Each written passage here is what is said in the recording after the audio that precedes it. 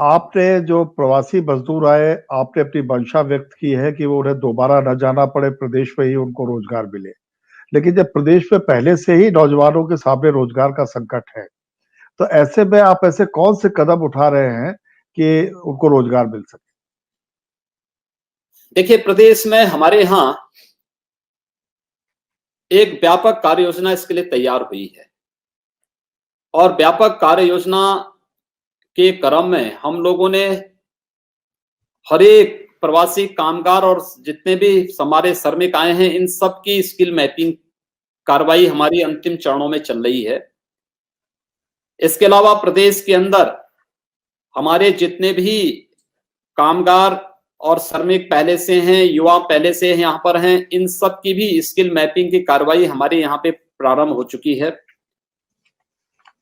जहां पर जो लोग पहले से स्किल मैन पावर जो हमारे पास है, उसको उसके अनुरूप कार्य देने की कार्रवाई, इसके लिए उद्योग जगत से, चाहे वह फिक्की हो, इंडियन इंडस्ट्रीज एसोसिएशन है, लघु उद्योग भारती है, या फिर और भी अन्य जो संस्थाएं हैं, इन संस्थाओं के साथ हमारी कार्य योजना आगे बढ़ रही है। व्यवस्थित वहां पर उन्हें रोजगार उपलब्ध कराने की कार्रवाई हो रही है। दूसरा, जो हमारे अन्य सेक्टर हैं, एग्रीकल्चर और उससे जुड़े हुए क्षेत्र हैं, वहां पर भी व्यापक रोजगार की संभावनाओं को आगे बढ़ाने की कार्रवाई हमारी साथ साथ चल रही है। एक साथ जितने भी हमारे यहाँ कार्य होने हैं, इन सब पर कार्रवाई हमारी युद्ध स्तर पर चल रही है। क्योंकि अभी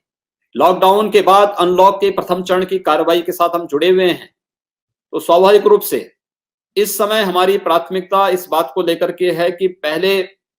सबको हम बेहतर स्वास्थ्य की सुविधा उपलब्ध करवा सकें और उस योजना के साथ उन्हें जोड़ने की कार्रवाई कर सकें, जिससे वे स्वस्थ रह सकें। और इसके लिए हर एक प्रवासी कामगार और श्रमिक को, जहां हम लोगों ने राशन किट उपलब्ध कराया है, भरण पोषण भत्ता उपलब्ध करवा रहे हैं, स्किल मैपिंग के साथ हम उनको जोड़ रहे हैं, वहीं उनको हम व्यवस्थित रूप से सेवा योजना और रोजगार से जोड़ने और उनको सामाजिक और आर्थिक सुरक्षा की गारंटी के साथ भी हमारी सरकार कार्य कर रही है। इसके लिए हम लोगों ने कामगार श्रमिक सेवायोजन और रोजगार आयोग का गठन भी यहां पर करने की प्रक्रिया को तेजी से आगे बढ़ा दिया है। राज्य स्तर पर उसकी एक मुख्य बॉडी होगी, जिसमें हमारे कुछ मंत्री होंगे, शेष प्रशासनिक अधिकारी और उद्योग जगत के प्रतिनिधि और मजदूर संगठनों के भी कुछ लोग उसमें रहेंगे।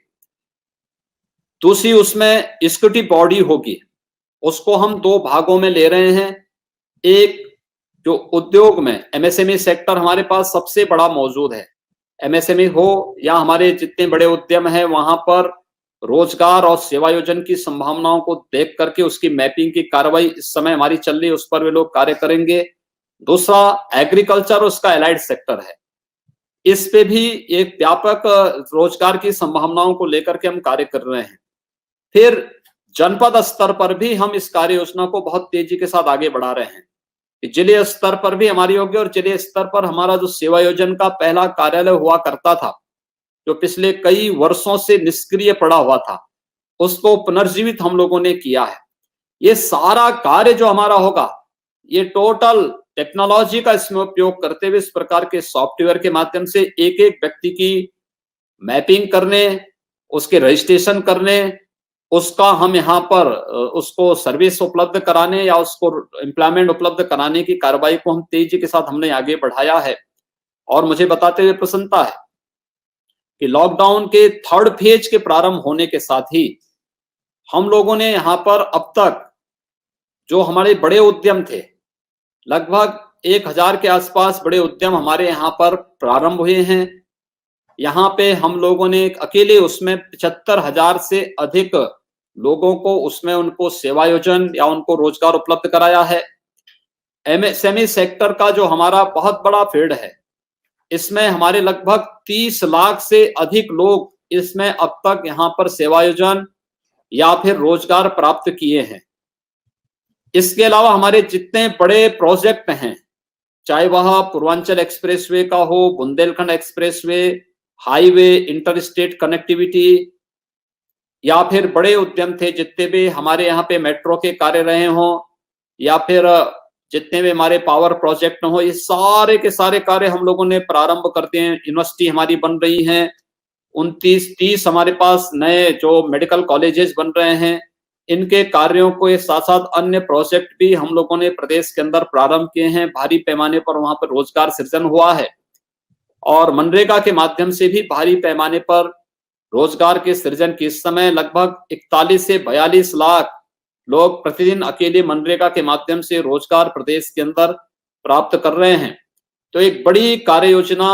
यहाँ पर रोजगार और एम्प्लॉयमेंट देने की चल रही है और उस कार्य योजना को हम लोगों ने मजबूती के साथ यहाँ पर उतारा है। लॉकडाउन के दौरान भी कुछ चीजें थी जिसको हम लोगों ने यहाँ पर पूरी सावधानी बरतते हुए चलाई थी। 119 चीनी मिलों का संचालन हो, 12,000 से अधिक ईंट भट्टों के संचालन की कार्रवाई हो, 2,500 से अधिक हमारे प्रदेश के जो कोल्ड स्टोरेज थे, इसको भी हम लोगों ने इस दौरान चलाया। तो एक बड़ा कार्यक्रम एक साथ ही चल रहा है जिसमें नौकरी और रोजगार दोनों की संभावनाओं को आगे बढ़ाने की कार्रवाई हमारी चल रही है।